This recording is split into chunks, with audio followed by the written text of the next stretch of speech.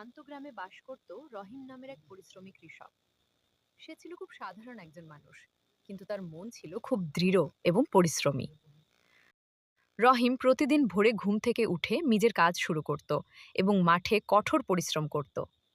একদিন তার স্ত্রী তাকে বলল, মাঠে আজ অনেক কাজ আছে, তুমি যাও রহিম। রহিম শান্তভাবে উত্তর দিল, ঠিক আছে, আমি এখনই যাচ্ছি। সে হাসি মুখে ঘর থেকে বের হয়ে মাঠের দিকে রওনা দিল। সকালে সূর্যের আলোতে রহিম মাঠে পৌঁছালো এবং কাজ শুরু করল। সে বলল, আজ জমিটা ভালোভাবে চাষ করতে হবে। এরপর সে ধীরে ধীরে জমিতে বীজ বপন করল এবং মনোযোগ দিয়ে কাজ করল। সে বলল, এবার পানি দিতে হবে, না হলে ফসল হবে না। গ্রামের মোড়ল দূর থেকে তাকে দেখতে লাগল এবং অবাক হয়ে ভাবল।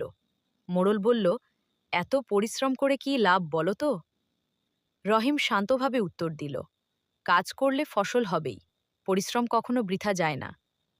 মোড়ল হেসে চলে গেল এবং বলল, এসব শুধু কথার কথা। কিছুদিন পর আকাশ শুকনো হয়ে গেল, বৃষ্টি বন্ধ হয়ে গেল এবং মাঠ ধীরে ধীরে শুকিয়ে যেতে লাগল। মাটিতে পানি কমে গেল এবং অনেক কৃষক তাদের কাজ বন্ধ করে দিল। কিন্তু রহিম থামল না। সে বলল, আমি থামব না, আমাকে চালিয়ে যেতেই হবে। সে প্রতিদিন পানি এনে ফসল বাঁচানোর চেষ্টা করতে লাগল। তার স্ত্রী তাকে সাহস দিয়ে বলল, আমি তোমার সাথে আছি, তুমি একা নও।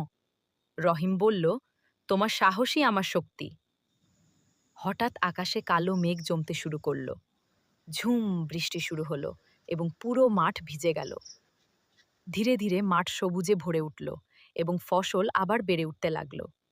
ধান গাছ বড় হয়ে সোনালি রং ধারণ করল। রহিম আনন্দের সাথে বলল, আলহামদুলিল্লাহ, ফসল ভালো হয়েছে। সে বলল, এই সাফল্য শুধু পরিশ্রমের ফল। শেষে মোড়ল এসে বলল, আমি ভুল ছিলাম, পরিশ্রমই আসল শক্তি। রহিম শান্তভাবে বলল, পরিশ্রম করলে সফলতা আসবেই। আর এই গল্প আমাদের শেখায়, পরিশ্রম করলে অবশ্যই সফলতা আসে।